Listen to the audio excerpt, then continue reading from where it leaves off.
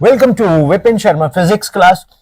मेरे स्टूडेंट्स अक्सर जब मैं स्कूल विजिट्स करता हूं तो स्कूल सेशंस में फ्रीक्वेंटली बहुत क्वेश्चंस पूछते हैं। कईयों के आंसर मुझे आते हैं, कईयों के आंसर मुझे आते नहीं हैं। जो मुझे अच्छे लगते हैं वो मैं नोट डाउन करता हूं, तो मैंने सोचा उसको एक्सक्लूसिवली यूट्यूब पे डाला जाए। तो टेल मी वाई कह सकते हो। मुझे एक बच्चे ने क्वेश्चन पूछा कि सर, आप फिजिक्स पढ़ाते हो, तो why the maximum height of a mountain cannot be greater than Mount Everest, that is 8,848 metre. Sir, earth पे माउंट एवरेस्ट से ज्यादा बड़ी कोई भी और पहाड़ी क्यों नहीं है? क्या आंसर हो सकता है आपका? मैं इस का आंसर देने के लिए, अब सेशन सेमिनार चल रहा था, तो मैंने बोला बेटा ठीक है, इसको हम क्लास में ही डिस्कस कर पाएंगे। तो मैंने उसके लिए फिर एक वर्कआउट किया, स्टडी की, हेल्प ली अपने टीचर्स की, अपने फ्रेंड्स की। तो आज हम डिस्कस कर रहे हैं why the maximum height of mountain can not be greater than 8,848 metre, means more than 9 kilometre. Well, मैं इसको ले गया कॉन्सेप्ट इलास्टिसिटी एंड प्रेशर के ऊपर। Treat the mountain like a column of a rock. आप माउंटेन को एक column की तरह ले लो। जैसे, अरे आपने बचपन में क्रिकेट खेला ना? क्रिकेट में हम लोग जब गांव में खेलते थे तो ब्रिक्स की विकेट बनाते थे। वो जो ब्रिक्स की विकेट बनती थी, ऐसे ईंटें लगा के, फिर उसके आगे उसकी जो विड्थ है वो ऑलमोस्ट विकेट के बराबर ही होती थी, तो उस पर हम खेलते थे।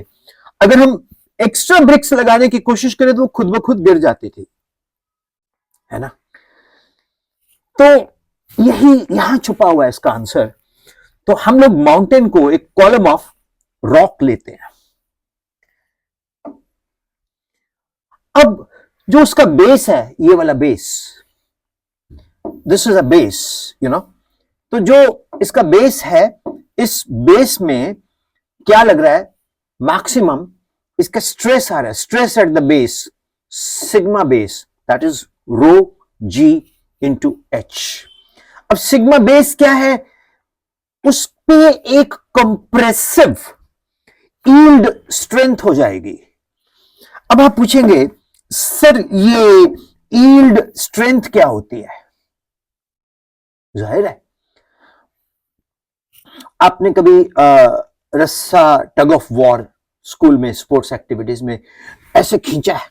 जब हम रस्से को खींचते हैं तो वो भी खींच रहे होते हैं, हम भी खींच रहे होते हैं, ठीक है ना? पहले तो ऐसे खड़े थे, फिर एंगल ऐसे होता है, फिर ऐसे होता है, फिर ऐसे होता है, फिर ऐसे होता है। ऐसे जब हम खींच रहे होते हैं ना उसको, तो वो भी कुछ ऐसे चलते हैं, हम भी कुछ ऐसे चलते हैं। अगर हम जीत रहे हैं तो वो हमारी तरफ स्लाइड करना शुरू कर देंगे। जैसे हमने खींचा ऐसे ऐसे ऐसे ऐसे, तो वो हमारी तरफ स्लाइड करना शुरू कर देंगे। एक जगह पे ना रस्सा उधर जा रहा है ना उधर जा रहा है, यानी कि ना हमारी टीम उधर जा रही है ना उनकी टीम इधर जा रही है। दूसरी स्टेज पे क्या होगा कि वो छोड़ रहे हैं मैदान, मतलब वो यील्ड कर गए। इसी तरह से आप ब्लॉक के ऊपर ब्लॉक के ऊपर ब्लॉक के ऊपर ब्लॉक के ऊपर ब्लॉक रखते जाओ, तो एक स्टेज ऐसी आएगी कि ब्लॉक रखोगे धड़ाम नीचे, अदरवाइज वो पड़ा है। किचन में जाओ, एक डब्बा, फिर दूसरा डब्बा, फिर तीसरा डब्बा, फिर चौथा डब्बा, पांचवा डब्बा नीचे, है ना? That is yield strength. वो बेस पे प्रेशर बढ़ता जाता है तो वो ऊपर उसको टॉर्क देके गिरा देता है। So typical values for hard continental rocks near the surface. Typical value of hard continental rocks near the surface. ये near दो बार है, चलो इसको हटा देते हैं। Typical values for hard continental rocks near the surface कितनी है? इनकी डेंसिटी है 2700 किलोग्राम पर मीटर क्यूब। कितनी है sir? 2700 kilogram per metre cube. और जो ग्रेविटी है वो है 9.81 मीटर पर सेकंड स्क्वायर। तो कंप्रेसिव यील्ड स्ट्रेंथ कितनी होगी?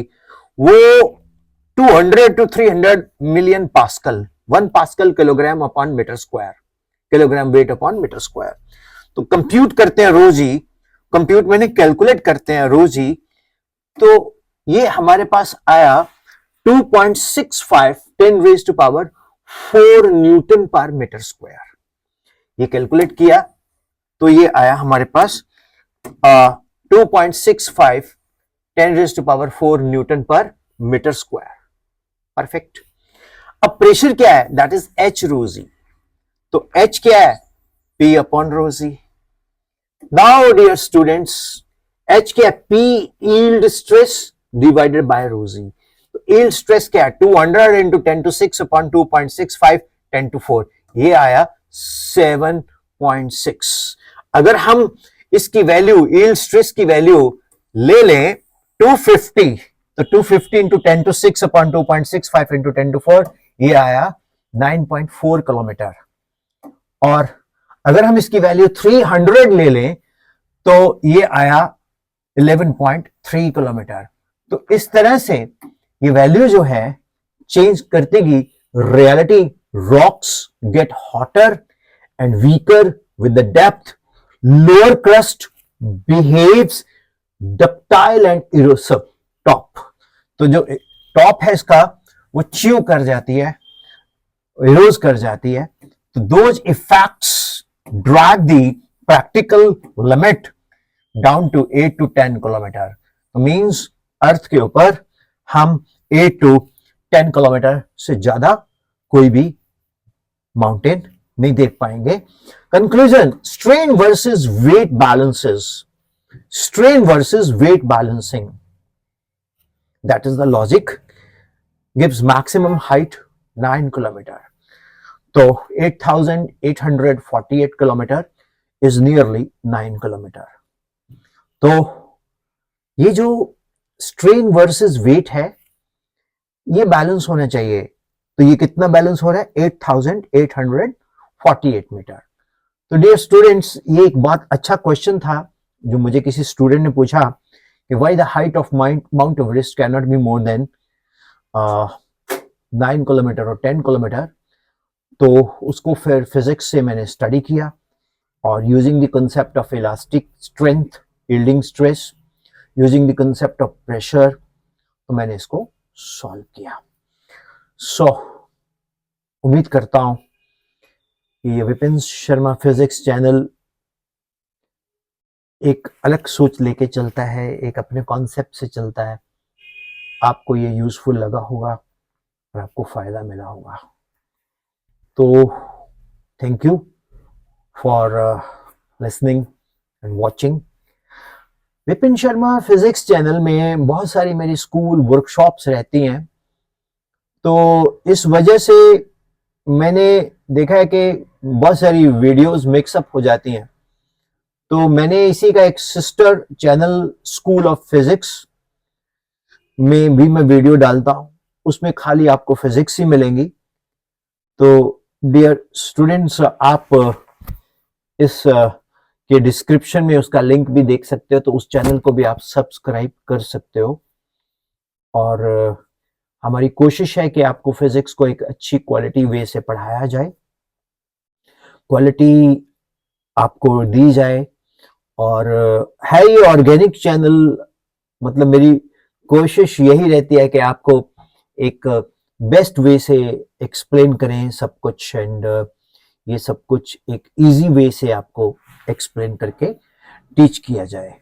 तो उम्मीद करता हूं आप इस चैनल को सपोर्ट करेंगे।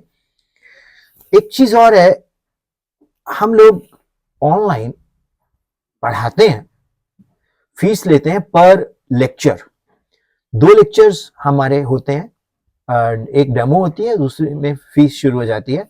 वो फीस हम चार्ज करते हैं 25 rupees at the rate of पर लेक्चर।